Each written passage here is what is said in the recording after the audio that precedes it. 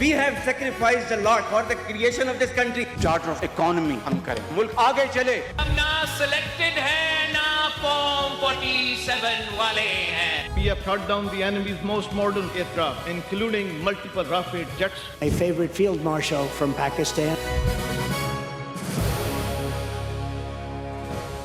آپ دیکھ رہے ہیں خبروں، تبصروں اور تجزیات پر مبنی پاکستان کا سب سے معتبر نیوز شو آن مائی ریڈار کامران خان کے ساتھ. السلام علیکم، میں ہوں کامران خان. ڈپلومیسی میں کچھ بھی حتمی نہیں ہوتا. مذاکرات کبھی بھی معجزہ دکھا سکتے ہیں. امریکہ ایران جنگ میں پچھلے 24 گھنٹوں کے دوران ڈیولپمنٹس یہی اشارے دے رہی ہیں. غصہ، جھنجھلاہٹ اور دھمکیوں کے بیچ اچانک مل بیٹھنے کا پروگرام بن رہا ہے. یہ واضح ہوتے جا رہا ہے کہ امریکہ اور ایران کے درمیان امن مذاکرات مکمل ناکام نہیں ہوئے ہیں، بلکہ بیک چینل رابطے آج بھی مسلسل جاری ہیں. یہ تمام باتیں دنیا کے لیے سکون کا باعث ہیں، اطمینان کا باعث ہیں. اگرچہ اسلام آباد میں ہونے والے سنڈے کے مذاکرات کسی حتمی معاہدے تک نہیں پہنچ سکے تھے، لیکن 47 ایئر سے جمی برف ضرور پگھلی تھی اور امن کی امید اب زندہ ہے. آج امریکی نائب صدر جے ڈی وینس نے بتایا کہ اسلام آباد میں ہونے والے مذاکرات اس لیے ختم ہوئے کیونکہ ایرانی ٹیم کے پاس حتمی فیصلہ کرنے کا اختیار نہیں تھا اور انہیں سپریم لیڈر سے منظوری لینے کے لیے تہران واپس جانا تھا. وینس نے مزید کہا کہ ایک بڑی ڈیل ممکن ہے، لیکن اب اگلا قدم ایران کو اٹھانا ہوگا. Are there more talks coming? Do they happen in Pakistan, and are you leading them? Well, it's an interesting question, Brett, and I think fundamentally it's a question that would be best put to the Iranians because the ball really is in their court. We've made clear where we absolutely need to see the nuclear material come out of the country of Iran. Now, what's interesting, Brett, about this is that in the process of doing this negotiation, I do think that we acquired some knowledge about how the Iranians are negotiating, and this is ultimately why we left Pakistan, because we figured out is that they were unable, I think the team that was there was unable to cut a deal, and they had to go back to Tehran either from the supreme leader or somebody else and actually get approval to the terms that we had set. So again, whether we have further conversations, whether we ultimately get to a deal, I really think the ball is in the Iranian court because we put a lot on the table. There really is, I think, a grand deal to be had here, but it's up to the Iranians, I think, to take the next step. Important بات یہ ہے کہ Washington, Tehran اور اسلام آباد میں informed ذرائع کا کہنا ہے کہ اس وقت کوشش ہو رہی ہے کہ جلد لوور لیول پہ ٹیکنیکل مذاکرات تو کم از کم شروع ہوں تاکہ بڑے اختلافی نکات پر تفصیلی کام ہو سکے. میڈیا رپورٹس کے مطابق ان اختلافات میں سب سے اہم اسٹریٹ آف ہرموز کی بحالی، ایران کے نیوکلیئر پروگرام کی حدود اور یورینیم انریچمنٹ کا مستقبل شامل ہے. یہ سورسز کہتی ہیں کہ ایران نے اشارہ کیا ہے کہ وہ 5 سال کے لیے یورینیم انریچمنٹ روک سکتا ہے، لیکن ٹرمپ انتظامیہ کہتی ہے کہ کم از کم 20 سال کی پابندی ہو. یہ وہ سب سے بڑا ڈیڈ لاک ہے جس پر ابھی اتفاق نہیں ہو سکا ہے، مگر تمام ذرائع کا کہنا یہ ہے کہ یہ ایسا مسئلہ نہیں ہے جو کہ ناقابل عبور ہو. Vice president J D Vance نے واضح کر دیا ہے کہ ایران کو کبھی بھی نیوکلیئر ہتھیار حاصل کرنے کی اجازت نہیں دی جائے گی. آپ کے علم میں یہ ہونا چاہیے کہ ایران اس سے پہلے کئی بار امریکہ سمیت پوری دنیا کو یقین دلا چکا ہے کہ اسے نیوکلیئر ہتھیار نہیں چاہیے. وہ جوہری پروگرام کو ہتھیاروں کے لیے استعمال نہیں کر رہا، اور اس حوالے سے امریکہ کے ساتھ اس کے 2 معاہدے بھی ہو چکے ہیں، مگر دونوں بار امریکہ نے ایران کے ساتھ دغا کیا اور ایران پر حملہ کیا. جے ڈی وینس کا کہنا ہے کہ ایران اس بات پر اصولی متفق ہے. Iran can never have a nuclear weapon. So all of our red lines flow from that fundamental premise. They are willing to say that, and that's good. But you have to, of course, verify these things. On the first of those things, what some people call the dust, which is the enriched uranium that the Iranians currently possess. So we would like to get that material out of the country completely so that the United States has control of it. That's number one. And the second thing is that they're not going to have a nuclear weapon. It's another thing for us to put in place the mechanism to ensure that's not going to happen. So those are really the two things where, frankly, the Iranians, I think, did make some progress. They moved in our direction, which is why I think we would say that we had some good signs, but they didn't move far enough. And so what we decided is, you know what? Given that we don't think this current team and this current timeline is going to be able to make a deal, let them go back to Tehran. We're going to go back to Washington, and that's where we are today. یہ بھی important بات ہے کہ president Trump خود کہہ رہے ہیں کہ ایرانی نمائندے ڈیل کے لیے بے حد سیریس ہیں اور رابطے کر رہے ہیں. I can tell you that we've been called by the other side. They'd like to make a deal very badly. Iran will not have a nuclear weapon. And we agreed to a lot of things, but they didn't agree to that. And I think they will agree to it. I'm almost sure of it. In fact, I am sure of it. If they don't agree, there's no deal. There'll never be a deal. Iran will not have a nuclear weapon, and we're going to get the dust back. We'll get it back either. We'll get it back from them or we'll take it. بلا شبہ اس وار میں سب سے زیادہ نقصان ایران کا ہوا. ایرانی حکومت کی ترجمان فاطمہ مہاجرانی نے بتایا ہے کہ امریکہ اور اسرائیل کی جانب سے ایران پہ کیے گئے حملوں کے نتیجے میں ایران کو پہنچنے والے نقصان کا اندازہ تقریباً $270 بلین ہے. اسی لیے یونائٹڈ نیشنز میں ایران کے سفیر نے آج UN سیکرٹری جنرل کو ایک خط لکھا ہے اور اس میں انہوں نے اس نقصان کی تفصیلات بتائی ہے. ایرانی نیوز ایجنسی ایرنا کے مطابق اس خط میں سعودی عرب، UAE، قطر، بحرین اور کویت سے نقصانات کے ازالے کے لیے ہرجانہ ادا کرنے کا مطالبہ کیا ہے. گویا کانفلکٹ اب بھی برقرار ہے، تاہم اس کے ساتھ جاری ثالثی کی کوششوں سے مذاکرات کا راستہ کھل رہا ہے. یہ بھی خبریں ہیں کہ موجودہ سیز فائر کو مزید بڑھایا جا سکتا ہے تاکہ نیگوسیشنز کے لیے مزید وقت مل سکے. ترکیہ، مصر، عمان اور پاکستان ایک بار پھر ثالثی کے لیے سرگرم ہے، جبکہ ترکیہ خاص طور پہ دونوں فریقین کے درمیان خلا کم کرنے کی کوشش کر رہا ہے. رائٹرز نے اسلام آباد میں ایرانین ایمبیسی کے آفیشلز کو کوٹ کر کے کہا ہے کہ مذاکرات کا اگلا دور اس ہفتے یا اگلے ہفتے کے آغاز میں ہو سکتا ہے. AP کے مطابق مذاکرات کے مقام کے طور پہ اسلام آباد کے علاوہ جنیوا کو بھی زیر غور لایا گیا ہے. وقت اور مقام کے حوالے سے فیصلہ بھی ہو رہا ہے، تاہم مذاکرات جمعرات کو ہو سکتے ہیں، یہ AP کا دعویٰ ہے. پاکستان کے فارن آفس نے کہا کہ ابھی کوئی دن کا تعین نہیں ہوا ہے. الجزیرہ نے بھی 16 اپریل یعنی جمعرات کو مذاکرات کے نئے راؤنڈ کے امکان کو اظہار کیا تھا. پاکستان کے آفیشلز، پاکستان کا فارن آفس اس کو کنفرم نہیں کر رہا ہے. مختصراً یہ کہ جنگ فی الحال رکی ہوئی ہے، امن بھی نہیں آیا، لیکن اس کا راستہ بند نہیں ہوا ہے. آنے والے دنوں میں دونوں فریقین نے اگر فلیکسیبلٹی دکھائی تو ایک بڑی امریکہ ایران پیس ڈیل اب بھی ممکن ہے. اس موقع پہ بات کرنے کے لیے ہم نے دعوت دی ہے جناب مشاہد حسین سید کو. سیزنڈ کامنٹیٹر ہیں، پاکستان میں فارن افیئرز، اسٹریٹجک امور کے سیزنڈ کامنٹیٹر. بہت بہت شکریہ مشاہد صاحب. ایک بار پھر امید کی کرنیں پھوٹ رہی ہیں کہ پرہیپس سے یہ جو پروسیس شروع ہوا ہے، جو کہ سیٹرڈے سے اسلام آباد میں شروع ہوا ہے، یہ اب اسٹیل میٹ نہیں ہے بلکہ ایک پروسیس ہے جو کہ جاری ہے، اور ایک اس بات کے امکانات ہیں کہ اب جو نئے راؤنڈز ہوں گے وہ مزید راستہ جو ہے وہ کسی بڑی پیس ڈیل کی طرف کھول سکتے ہیں. السلام علیکم جی کامران صاحب اور آپ کے ویورز کو بڑا السلام علیکم. اور میرا تو جب یہ ہوا بھی تھا لوگوں نے بات کی اس کی، میں کہ بریک ڈاؤن نہیں ہے، یہ ایک سٹیل میٹ ہے، یہ پاز ہے. اور کیونکہ دونوں سائڈز جنگ نہیں چاہتے، دونوں سائڈز کے جو اختتامی بیانات تھے، کنکلوڈنگ سٹیٹمنٹس، وہ میرے خیال میں مثبت تھے، میجر تھے، کوئی سخت زبان نہیں استعمال کی. اور دونوں سائڈز جو ہیں ان کو ایک جو باٹم لائن اگری ہو چکی ہے، ایران نہ بم بنا رہا ہے اور امریکہ بھی کہتا ہے کہ ایران نہیں بم بنا رہا، تو وہ ایک بنیاد بھی بن گئی ہے. اور باقی کوئی راستہ نہیں، کیونکہ اگر ٹاکس پھر سے نہیں ہوتے تو then there'll be another conflict. کوئی نہیں چاہتا. Trump has no appetite for armed conflict. وہ ابھی بھی چاہتے ہیں exit strategy، اور ایران کی بھی کافی تباہی ہوئی ہے اور ایران بھی چاہتا ہے کہ یہ اختتام پر پہنچے، ایک peace with honor، ایک باعزت طریقے سے ایک امن قائم ہو. تو بلکہ اسلام آباد ٹاکس میں تو 70-80% معاملہ طے ہو گیا تھا، اور ایک دم انہوں نے جب امریکنز انہوں نے کہا کہ تھوڑا سا ریسٹ کر لیں پھر دوسرا راؤنڈ شروع ہوگا، تو ایک دم پھر امریکن ڈیلیگیشن نکل گیا وہاں سے. تو اس وقت بھی اسلام آباد MOU ایک فریم ورک ایگریمنٹ جو میری رپورٹ ہے آلموسٹ وہ ڈرافٹ ہو چکا تھا، جس میں انہوں نے کہا تھا کہ ان ایریاز پر ایگریمنٹ ہے اور آگے ایکسپرٹس لے کے چلیں گے. تو یہ ایک مثبت بات ہے اور اچھی بات ہے. سیز فائر بھی ہولڈ کر رہا ہے، بیانات بھی مثبت آ رہے ہیں، اور دونوں کی خواہش بھی ہے. میرے خیال میں دونوں سائڈز سیریس بھی ہیں اور سنسیئر بھی ہیں فار ٹاکس ٹو. مشاہد صاحب، یہ کیا اسٹیٹس کیا ہے for the second round across the board? Washington میں، تہران میں، اسلام آباد میں جو لوگ جاننے سمجھنے والے ہیں وہ تو کہہ رہے ہیں کہ سیکنڈ راؤنڈ کے لیے بات چیت چل رہی ہے. تو کیا آپ کی کیا خبریں ہیں؟ کیا اسٹیٹس ہوگا؟ کس لیول پہ ہوں گے اور پرہیپس کہاں ہوں گے؟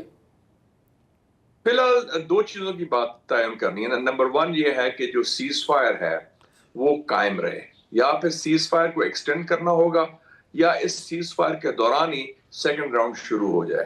اور ابھی تک سیکنڈ راؤنڈ کے لیے دونوں کا اتفاق تو اسلام آباد پر ہے, لیکن اٹس پاسبل کہ شاید کوئی اور پاسبلٹی انٹرنیشنل جگہ بھی ہو جائے. لیکن آپ نے دیکھا کہ دونوں سائڈز بڑے کمفرٹ لیول میں تھے اسلام آباد میں. ایرانی لوگ جو ڈیلیگیشن آیا, کالی باغ صاحب اور عباس ارغچی, انہوں نے بڑی اچھے جپی ڈالی پاکستانی ڈیلیگیشن کے ساتھ, تو بڑی گرم جوشی سے ملے. امریکن ڈیلیگیشن آیا, وہ بھی کھلے ڈولے ماحول میں بڑے خوش تھے. تو they are in very familiar territory with familiar people and comfort level is there with Islamabad کہ ہم جینوئنلی آنیسٹ بروکر ہیں, اور ہماری یہی خواہش ہے کہ سب کو جوڑیں. اور ہمارا ایک آؤٹ ریچ جو ہماری ہے وہ کسی اور ملک کی نہیں ہے, کہ ہماری چین سے بھی آؤٹ ریچ ہے, سعودی عربیہ سے بھی ہے, اور مصر اور قاہرہ سے بھی ہے, مصر اور ترکیہ سے بھی ہے جو اہم ہے. اور ابھی میں پچھلے ہفتے 2 دن کے لیے گیا تھا استنبول, وہاں میری صدر اردوغان سے ملاقات ہوئی, تو وہ بھی بڑے اس معاملے میں بڑے خوش آئند ان کی جذبات تھے, اور چاہتے تھے کہ پاکستان اور خاص طور پہ جو مسلم کوارڈ بنا ہے پاکستان, ترکیہ, سعودی عربیہ اور مصر, یہ بھی اپنا کلیدی کردار ادا کرے. تو یہ سب کی خواہش یہی ہے, اور میرا خیال ہے کہ سیز فائر جو 22 اپریل کو ختم ہونا ہے اس سے پہلے کچھ مثبت اشارے مل جائیں گے مذاکرات شروع کرنے کے. لیول وہ نہیں ہوگا وائس پریزیڈنٹ یا اسپیکر کا, وہ کوئی آئی تھنک نائب وزیر خارجہ لیول کہہ لیں یا ٹیکنیکل ایکسپرٹس لیول, کیونکہ 70-80% بات طے ہو چکی ہے. There are little things remaining. ایرانی کہتے ہیں کہ گول پوسٹ چینج کیا ہے, زیرو انریچمنٹ میں تو ایران نے ایگری کر لیا تھا, اب وہ کہہ رہے ہیں کہ اتنے سال یا اتنے time, that is a technical thing. اور انریچمنٹ کا رائٹ تو ویسے بھی under International Atomic Energy Agency, Iran is a signatory to non proliferation treaty, ان کا حق ہے فار پیسفل پرپزز. تو باقی رہ گیا جو 460 kg ہے یورینیم کا, وہ اس کا تو پہلے بھی کوئی کمپرومائز ورک آؤٹ ہو رہا تھا. وہ پاکستان بھی آ سکتا ہے, روس بھی جا سکتا ہے, چین بھی جا سکتا ہے, جو نیوکلیر پاورز ہیں, تو ایسی کوئی بات نہیں ہے. سو کوئی I don't see a major deal breaker. مجھے صرف خدشہ یہ ہے کہ Netanyahu is the spoiler, اور اس کا بڑا انفلوئنس ہے اس وقت امریکی وائٹ ہاؤس میں. وہ نہیں چاہتا جنگ کا خاتمہ, اور وہ واحد بندہ ہے, ورنہ ٹرمپ کو اس کو اوور رول کرنا پڑے گا, نیتن یاہو کو بھی اور اسرائیلی لابی کو. ان کریٹیکل مومنٹس میں اب یہ خبر آئی ہے کہ پرائم منسٹر جو ہے وہ ایک ریجنل ٹور پہ جا رہے ہیں, سعودی عربیہ جائیں گے, اس کے بعد خبریں جو آئی ہیں ترکیہ جائیں گے, اور پھر وہ دوحہ قطر بھی جائیں گے. کیا اس کے کیا حاصل کرنا چاہتے ہیں پرائم منسٹر صاحب؟ تینوں جگہ کا ایک ہی ایجنڈا ہے یا کیا ویریڈ ہے, اور کیا اس میں چیزیں ڈسکس ہوں گی؟ نہیں, جو ترکی کا وزٹ پہلے کا طے تھا, مجھے معلوم تھا, جب میں ترکی گیا تو اردوغان صاحب سے بات بھی ہو رہی تھی, تو وہ کہہ رہے تھے انطالیہ سیکیورٹی فورم شروع ہو رہا ہے پرسوں سے, تھرسڈے 16 سے, تو اس کے لیے prime minister is one of the کی نوٹ اسپیکرز. وہ تو ہے, انہوں نے ایڈ آن کیا ہے سعودی عربیہ اور قطر کو بھی, کیونکہ یہ 2 ممالک ایسے ہیں جن کی ایک مثبت پوزیشن ہے, ریزنیبل پوزیشن ہے, اور یہ چاہتے ہیں کہ جنگ کا خاتمہ ہو, اور ان کا کمیونیکیشن چینل بھی ہے. آپ نے دیکھا نا کہ سعودی فارن منسٹر کی 2 دفعہ بات ہوئی ہے ایرانی فارن منسٹر سے, اور اس کے علاوہ آج آپ نے ایک اور ڈیولپمنٹ دیکھی کہ Russian foreign minister Lavrov Beijing پہنچ گیا ہے. سو میرے خیال میں کچھ انٹرنیشنل گارنٹیز کی بھی بات ساتھ شروع ہو جائے گی, کیونکہ اگر وہ ڈیل ہونی ہے, جو میں کہتا ہوں مدر آف آل ڈیلز, تو اس کے لیے صرف یہ نہیں ہوگا کہ ایران اور امریکہ ہوں صرف, پاکستان ایک ثالث کا کردار کر رہا ہے, لیکن اس میں کوئی ٹھوس پختہ گارنٹیز چاہیے. ایرانی کہتے ہیں, وہ کہتے ہیں کیونکہ 2 دفعہ دھوکہ دے چکا ہے امریکہ اور نیتن یاہو, تو ان کو کوئی اور ٹھوس چاہیے, تو وہ بھی مل جائیں گی میرے خیال میں, اگر نیت دونوں طرف سے ٹھیک ہو, جو میرے خیال میں اس وقت ہے. ٹرمپ بھی چاہتا ہے کہ جنگ ختم ہو, اور ایران بھی چاہتا ہے کہ یہ جنگ ختم. لیکن جو ایک ایشو ہے مشاہد صاحب, کہ جو نیوکلیئر پرولیفریشن یا نیوکلیئر ریلیٹڈ ایشوز ہیں, اس پہ تو ایران کا جو ویو ہے, جو اوپینین ہے, جو پوزیشن ہے, وہ تو بڑی کلیئر ہے. وہ بار بار اس کا اظہار کر چکے ہیں کہ وہ اس میں بالکل نیوکلیئر ویپنز میں, نیوکلیئر کے ویپن پروگرام میں, ملٹری پروگرام میں کسی صورت میں وہ انٹرسٹڈ نہیں ہیں, اور بہت ساری گارنٹیز جو ہیں وہ دے چکے ہیں امریکنز کو, جو 3 بار ٹاکس ہوئی ہیں اس میں.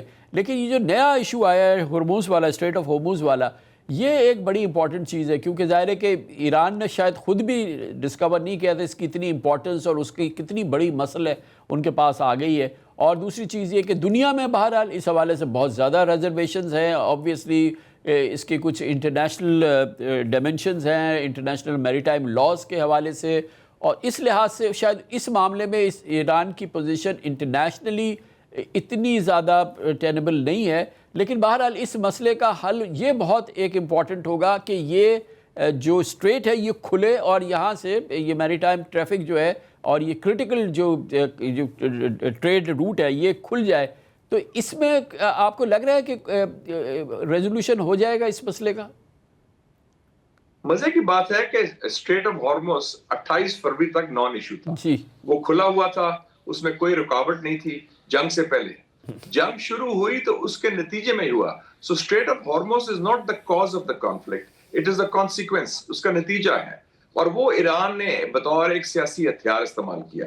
اور اب عجیب منطق ہے امریکنز کا بھی کہ وہ کہہ رہے ہیں کہ ہم بلاکیڈ کریں گے اسٹریٹ آف ہارموز اس لیے کہ ہم نے اسٹریٹ آف ہارموز کو کھولنا ہے جو پہلے ہی کھلا ہوا تھا 28 فروری تو اس میں میرے خیال میں اگر امریکہ کے پاس ملٹری پاور ہے اور 2 نیوکلیر پاورز نے ایران پر حملہ کیا جو غیر قانونی اور بلا جواز ہے, تو ایران نے اپنا ایک ہتھیار استعمال کیا جو انہوں نے ڈسکور کیا کہ ان کے پاس ہے اور وہ کامیابی سے ہتھیار استعمال کیا.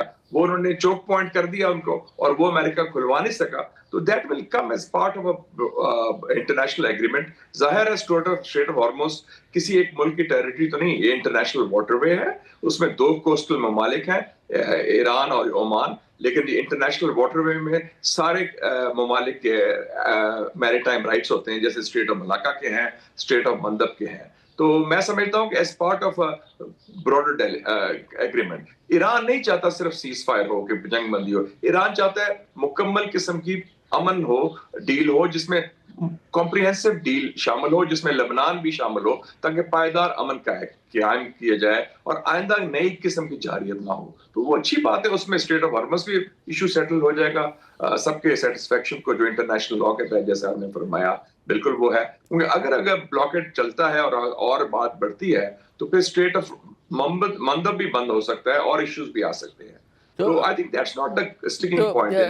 گویا کہ ایران جو ہے وہ ایک کمپوزٹ سلوشن چاہتا ہے, ایک جامع سلوشن چاہتا ہے تمام چیزوں کا, اور جس کا مطلب یہ ہے جیسے کہ آپ نے فرمایا اور ایک دنیا میں ہر طرف سے یہ بات آ رہی ہے کہ 70-80% جو ہے وہ اس میں پیش قدمی ہو چکی ہے, چیزیں ہو چکی ہیں. تو یہ بعد از قیاس نہیں ہے, مطلب اٹس ناٹ بیونڈ امیجنیشن کہ یہ اس کا ریزولوشن نکلے. اور اگر وہ نکلے گا تو اس کا مطلب یہ کہ ایک دنیا میں بہت بڑی جیو پولیٹیکل ڈیولپمنٹ ہوگی, مڈل ایسٹ کی ایک بہت بڑی, ویسٹ ایشیا کی ایک بہت بڑی جیو پولیٹیکل ڈیولپمنٹ ہوگی, کیونکہ اس کا مطلب یہ کہ ایران کی سینکشنز ختم ہوں گی, ایران کے ایسٹس جو فروزن ہیں وہ ریلیز ہوں گے, وہاں پہ ڈیولپمنٹ شروع ہوگی, اور پھر اتنی بڑا آئل ریزروائر ہے, دنیا کی سب سے بڑی شاید آئل پاور ہے, اور وہ اور پھر اکنامک انٹیگریشن اور پھر اکنامک ڈیولپمنٹ اور یہ تمام چیزیں, اور پھر جو مڈل ایسٹ میں جو لیسنز ہیں اس وار کے اور جو ساری صورتحال ہے, یہ تو اس پہ نظر ڈالیں مشاہد صاحب کہ اگر کوئی حل ہو جاتا ہے اس کا تو پھر دنیا کی کیا شکل بنے گی.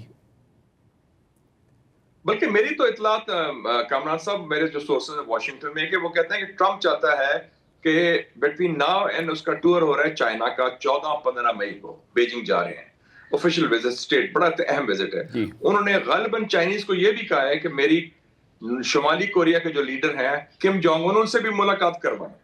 اور آپ نے دیکھا کہ 3 دن پہلے چائنیز فارن منسٹر وانگ جی خود پیونگ یانگ گیا نارتھ کوریا ملنے کے لیے, غالباً وہ پیغام لینے کے لیے. وہ کہتا ہے میں 2 بڑی چیز کرنا چاہ رہا ہوں اس میں ان 4-6 ہفتوں میں, اور یہ ٹرمپ کر سکتا ہے کیونکہ وہ یو ٹرن کا ماہر بھی ہے, وہ بیان دیتا ہے لیکن اس کی فوکس بڑا کلیئر ہے. وہ کہتا ہے کہ mother of all deals not just with Iran but also with north Korea with in the month.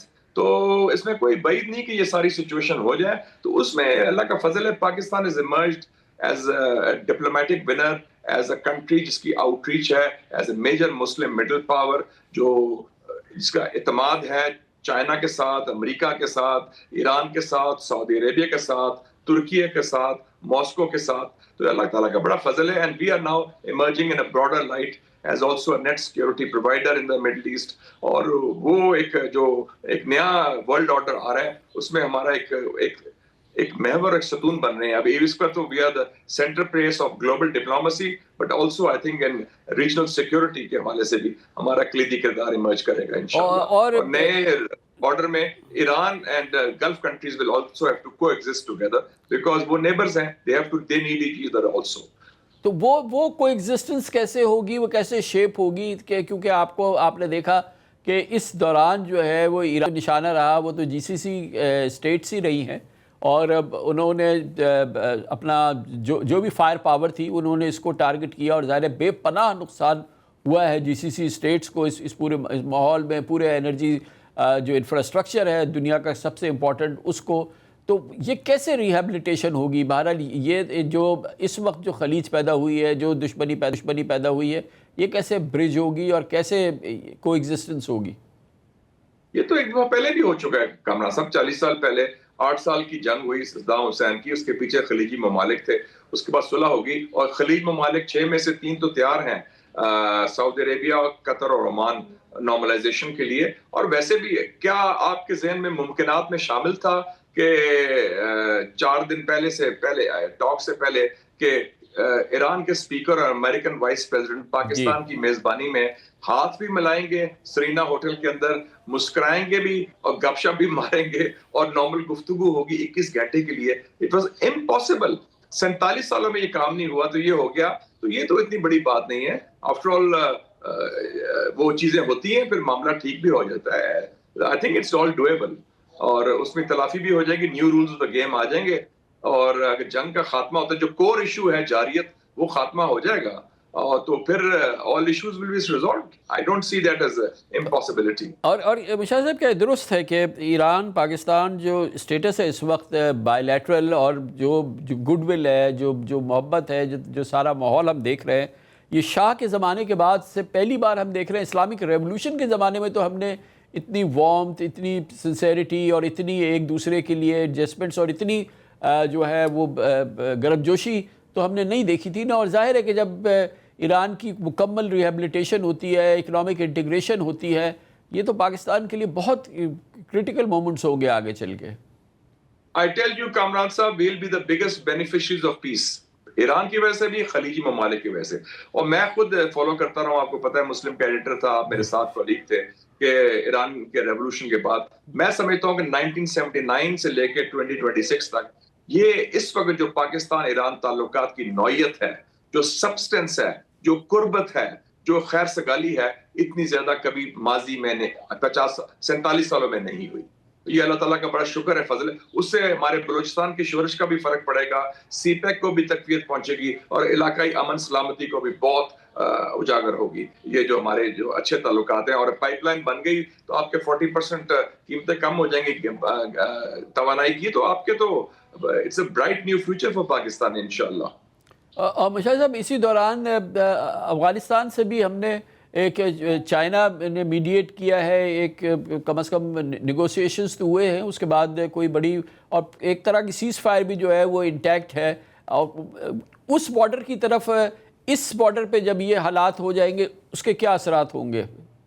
بہت مثبت. میں سمجھتا ہوں میں چائنیز کا بڑا شکر گزار ہوں کہ 6 دن کے مذاکرات انہوں نے اورمچی جو دارالخلافہ ہے ان کے صوبہ شنجیانگ میں ہوئے, تفصیلی ملاقاتیں ہوئیں, اور سیز فائر کی بات بھی ہوئی, اور یہ بھی بات ہوئی کہ اب میں سمجھتا ہوں کہ افغان طالبان حکومت کو بھی تھوڑا سا, وہ بھی اب ان کی رویہ مثبت رہا ہے, وہ بھی کہہ رہے ہیں کہ بارڈرز کھولیں. تو یہ جو مثبت اثرات ہیں ایران کے سیز فائر کے, اس کے اثرات ہمارے یہ اس بارڈر پر بھی ہیں افغانستان کے ساتھ بھی, اور وہ بھی بہتری کی طرف جائیں گے, کیونکہ ہم نے ایک تو روٹ لے لیا ہے ایران سے, جو ہم نے ٹریڈ شروع کر the central Asia by Iran, کیونکہ افغان بارڈر بند تھا. تو ایران کا بارڈر ہمارا تھرو آؤٹ کھلا رہا ہے بائی دا وے, اور ہم نے کافی امداد بھی دی ان کو, ہیومینیٹیرین اسسٹنس اس دوران, اور تجارت بھی ہماری سینٹرل ایشیا سے جاری ہے بائی ایران. اور دوسری بات ہے کہ افغانستان کے حوالے سے بھی میں پر امید ہوں. آئی فیل the glass is half full انشاءاللہ, بوتھ فار دس سچویشن, اور اس سے بہت فرق پڑے گا. تو things are on the mend, اور حالات بہتری کی طرف جا رہے ہیں, اور پاکستان کی ماشاءاللہ بہت ڈیفٹ ڈپلومیسی نے کافی کام دکھایا ہے. اور باقی ہمارے جو مسلمان بھائی ہیں, ترکی, سعودی عربیہ اور مصر کا بھی, اور عمان کا بھی بڑا مثبت رول ہے اس سلسلے میں, اور چین کا بھی خاص طور پہ. تو کیا آپ کو لگ رہا ہے کہ ڈیفٹ ڈپلومیسی اور جو بھی پروگریس ہے, جو کہ بہت ہی پازیٹیو موومنٹ فارورڈ ہے, کتنے دن کتنے ہفتے لگیں گے کہ یہ نمٹ جانا چاہیے، اس میں ایک ہمیں پیس ڈیل مل جائے، اس میں ہمیں ایک اسلام آباد ایکارڈ مل جائے؟ میں تو سمجھتا ہوں کہ یہ this should be a matter of weeks. اور میرا خیال ہے جو ڈیڈ لائن چائنیز نے دی ہے 14 مئی اور 15 مئی کی کہ ٹرمپ چین آنے سے پہلے امن لے آئے ایران میں، اور یہ نہ ہو کہ چین پہنچے اور بومنگ ہو رہی ہو ایران کی، وہ سمجھتے ہیں وہ ٹھیک نہیں ہوگا آپٹکس کے لیے بھی اور اصولی طور پر بھی. تو آئی فیل کہ events are going to move very fast. اور ویسے بھی میں دیکھتا ہوں کہ ٹرمپ از اے مین ان اے ہری. جو کام کرنا چاہتا ہے نا وہ جلدی میں کرتا ہے، وہ دیر نہیں کرتا، اگر مگر نہیں کرے گا پھر وہ کہے گا لیٹس کلنچ دا ڈیل. اور یہ نہ ہو کہ کس دن کہہ دیں ٹھیک ہے I am ready to come, اگر ایرانی پریزیڈنٹ بھی ادھر آ جائے پزیشکیان تو the mother of all deals can be signed in Islamabad also. And we welcome President Trump and President Pezeshkian to do it. کیونکہ یہ تو تاریخی بات ہوگی، 50 سال کی دشمنی خط کا خاتمہ ہوگا اگر وہ ڈیل ہو جاتی ہے مدر آف آل ڈیلز انشاءاللہ. اور جیسے ہم نے 50 سال پہلے چین اور امریکہ کی صلح کروائی تھی، تو ایکشن ریپلے ہو رہا ہے کامران صاحب، بہت مبارک ہو آپ کو بھی، پوری قوم کو بھی. اور یہ اس پوری چیز میں چائنا آن بورڈ ہے نا مشاہد صاحب؟ اب کیونکہ کل بھی ان کی ایمبیسڈر کی ڈار صاحب سے ملاقات ہوئی، اور پھر ڈار صاحب پہلے بیجنگ گئے، اور ہر لحاظ سے چائنا نے کل یہ بھی کہا تھا کہ اسٹریٹ آف ہارمز کو بالکل کھلا ہونا چاہیے، ان امپیڈڈ ٹریفک ہونا چاہیے. وہ فلی آن بورڈ ہے، ہم اور چائنا ایک پیج پہ ہیں 100%. تھینک یو سو مچ سر، بہت بہت شکریہ. بہت بہت شکریہ جناب مشاہد حسین سید ہمارے ساتھ موجود تھے. افسوس سے کہنا پڑ رہا ہے مگر آج یہ ایک تلخ عالمی حقیقت ہے کہ دنیا کی سب سے بڑی طاقت کے سربراہ وہ شخص ہیں جو الل ٹپ گفتگو کے گلوبل پریزیڈنٹ بن چکے ہیں، یعنی صدر ٹرمپ. موصوف امریکہ کو ایران کے خلاف اسرائیلی جنگ میں جھونک چکے ہیں، جہاں امریکہ اور اسرائیل کا کم از کم $50 بلین کا خرچہ ہو چکا ہے. تاہم اس جنگ میں مصروفیت کے باوجود ٹرمپ UFC یعنی الٹیمیٹ فائٹنگ چیمپئن شپ دیکھنے کے لیے وقت نکال لیتے ہیں. جی ہاں، یہ ورلڈ ریسلنگ کے جو میچز آپ دیکھتے ہیں. حال ہی میں ٹرمپ نے ان تمام مصروفیت سے وقت نکال کر پوپ لیو کو بھی آڑے ہاتھ لیا اور پوپ کو وہ لتاڑا کہ پوری دنیا کے کروڑوں کیتھولک کرسچن سر پیٹتے رہ گئے. نتیجہ یہ نکلا کہ دنیا کے طاقتور ترین ملک کے صدر ٹرمپ اور دنیا کے تقریباً 1.5 ارب کیتھولک کرسچنز کے روحانی پیشوا پوپ لیو آج آمنے سامنے ہیں. آخر یہ تنازع، یہ اختلاف، یہ پورا معاملہ شروع کیسے ہوا، ہم آپ کو سمجھاتے ہیں. دراصل یہ تنازع شروع ہوا ایران کے مسئلے پر. پچھلے ہفتے پوپ لیو نے دنیا کی دوسری بڑی شخصیات کی طرح امریکہ، اسرائیل اور ایران کے درمیان جاری جنگ پر انتہائی سخت الفاظ استعمال کیے. انہوں نے کہا کہ دنیا کے کچھ لیڈر طاقت کے نشے میں چور ہیں، خدا کبھی جنگ کو پسند نہیں کرتا، اور جو لوگ مذہب یا طاقت کے نام پر پوریزی کو جائز قرار دیتے ہیں وہ انسانیت کے دشمن ہیں. It is here that we find a bulwark against that delusion of omnipotence that surrounds us and is becoming increasingly unpredictable and aggressive. I receive countless letters from children in areas of conflict. In reading them, one perceives through the lens of innocence all the horror and inhumanity actions that some adults boast of with pride. Let us listen to the voices of children. Pope نے اگرچہ کسی شخصیت کا نام نہیں لیا، لیکن پوری دنیا جانتی تھی کہ یہ تیر دراصل صدر ٹرمپ کی جانب چلایا گیا. انہی دنوں کی بات ہے جب ٹرمپ مسلسل ایران کو دھمکیاں دے رہے تھے، فوجی دباؤ بڑھا رہے تھے اور واضح پیغام دے رہے تھے کہ وہ اگر ان کی بات نہیں مانی گئی تو ایران کی تہذیب کو تہس نہس کر دیں گے، برباد کر دیں گے. صدر ٹرمپ نے ٹروتھ سوشل پہ اپنی پوسٹ میں لکھا کہ ہم ایسے پوپ کو پسند نہیں کرتے جو یہ سمجھے کہ ایران کے پاس ایٹمی ہتھیار ہونا ٹھیک ہے. انہوں نے لکھا کہ میں ایسا پوپ نہیں چاہتا جو یہ سمجھتا ہو کہ امریکہ نے وینزویلا پر حملہ کر کے غلط کیا، اور میں ایسا پوپ بھی نہیں چاہتا جو امریکہ کے صدر پر تنقید کرے. I don't think he's doing a very good job. He likes crime, I guess. He hit us to think of it.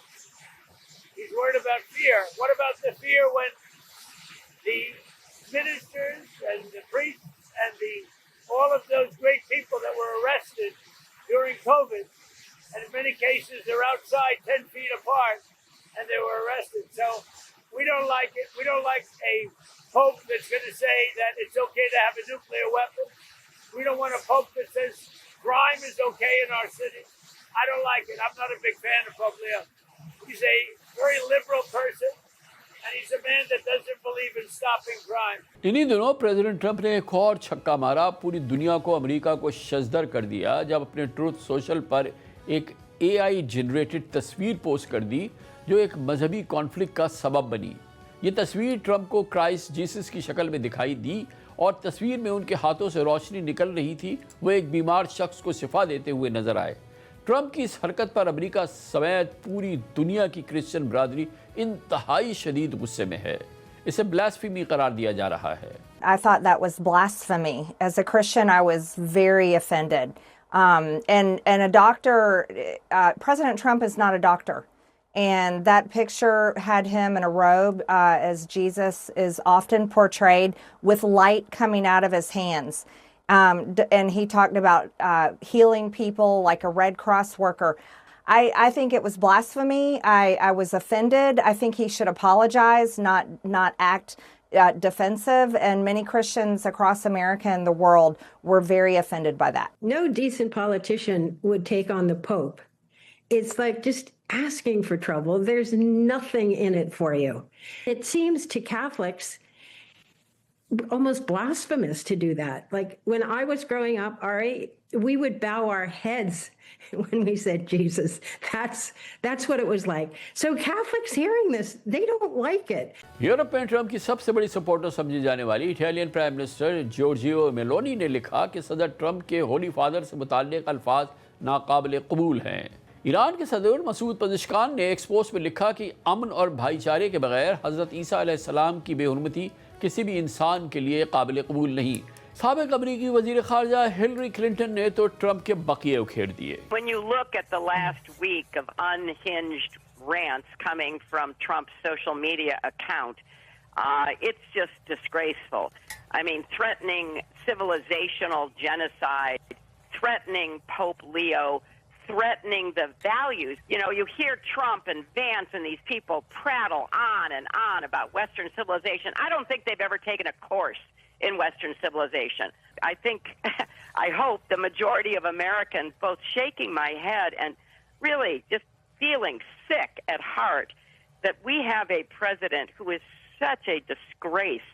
And it's about what we should stand for that he positions himself against, using slogans like Western civilization and admiring somebody like Putin who wants to destroy Western civilization. So let's be really clear about what accountability means here, and let's start holding him accountable for what he says and what he does.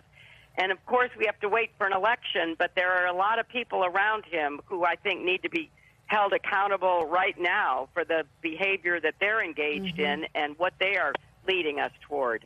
दूसरी जानिब Trump के बराह रास्त इल्जामात के बाद कल Pope Leo ने उन्हें एक बार फिर ललकारा। सहाफ़ियों से गुफ्तगू में उन्होंने कहा कि मुझे ट्रंप एडमिनिस्ट्रेशन से कोई खौफ नहीं। मुझे ना तो ट्रंप इंतज़ामिया का कोई खौफ है और ना ही मैं इंजील गॉस्पेल का पैगाम बुलंद आवाज़ में बयान करने से डरता हूँ, और मैं इसी पर यकीन रखता हूँ और मुझे वही करना है जिसकी चर्च को जिम्मेदारी दी गई है। मैं समझता हूँ कि जो लोग इसे पढ़ेंगे वो खुद अपने नताइज अखज़ कर सकेंगे। मैं कोई सियासतदान नहीं हूँ और मेरी कोई ख्वाहिश नहीं कि मैं इनके साथ किसी बहस में शामिल हूँ। इस पूरे मौजू पर आलमी गम गुस्सा, अमेरिका में फैला हुआ गम गुस्सा देख कर ऐसा लगता है कि प्रेसिडेंट ट्रंप की टांगें कांप गईं। आज उन्होंने अपने सोशल मीडिया अकाउंट से तस्वीर वाली पोस्ट हटा दी और इस हवाले से बड़ी मासूमियत का इजहार किया। ताहम पोप लियो के हवाले से कोई माजरत नहीं की। I did post it, and I thought it was me as a doctor, and it had to do with Red Cross as a Red Cross worker there, which we support. It's supposed to be me as a doctor making people better, and I do make people better. I make people a lot better. No, I don't, because Pope Leo said things that are wrong. He was very much against what I'm doing with regard to Iran, and you cannot have a nuclear Iran. Pope Leo would not be happy with the end result. I think he's very weak on crime. He seemed to have a problem with that, so there's nothing to apologize for. He's wrong. वैसे तो Vatican ने माजी में भी जंगों पर बात की है, मगर बहुत कम ऐसा हुआ है कि पोप ने इतने डायरेक्ट अंदाज में अमेरिकन लीडरशिप की सोच को चैलेंज किया हो। दूसरी जानिब ऐसा भी नहीं हुआ कि अमेरिकी सदर ने पोप को जवाबन बराह रास्त टारगेट किया हो। याद रखिए, पोप लियो सिर्फ मजहबी शख्सियत नहीं, वो अमेरिका में पैदा होने वाले पहले पोप हैं। उनकी राय अमेरिकन पॉलिटिक्स पर भी असर डालती है और लाखों अमेरिकन कैथोलिक वोटर्स हैं। ان کی بات کو سنتے ہیں، اس کو مانتے ہیں، ان کی عزت کرتے ہیں، جن میں ٹرمپ کے سپورٹرز بھی شامل ہیں۔ پہلی بار ٹرمپ کے اپنے حامیوں کے گڑھ کے اندر اخلاقی تقسیم پیدا ہو رہی ہے۔ This is the first time I've seen a president directly take the Pope on, and especially an American Pope who is very well loved in the United States. It just goes to show me that Trump is like, it feels like he's really losing his grip on reality, or at least his grip on politics, which he actually, used to be good at, believe it or not. Donald Trump reached a new low when he insulted Pope Leo, the first American Pope, by calling him, among other things, weak on crime and too liberal. What is going on in that man's head? It's the same Donald Trump who has called the Bible his favorite book on the campaign trail but can't name a single verse. Maybe Trump has forgotten what's written in that Bible, or more likely, he never knew it in the first place. President who attacked the Pope, putting images of himself online as if he's Christ. This is a deranged man. This is a man that should have no connection to being commander-in-chief. It's a man who's putting Americans at risk, people around the world at risk. And so I just want to say, along with my colleagues, to say they're going to exercise their constitutional responsibilities and make sure we end this illegal war that is making us less safe. یہ اس بات کا ثبوت ہے کہ ایران کے مسئلے پہ صرف مڈل ایسٹ تقسیم نہیں ہوا ہے، بلکہ مغرب خود اندر سے تقسیم ہو رہا ہے، اور اس کا پورا کریڈٹ جاتا ہے پریزیڈنٹ ٹرمپ پر۔ اس کے ساتھ ہی ہمارے آج کے پروگرام کا اختتام ہوتا ہے۔ کل آپ سے پھر ملاقات ہوگی انشاءاللہ۔ کل تک کے لیے کامران خان کو اجازت۔ اللہ حافظ ناصر۔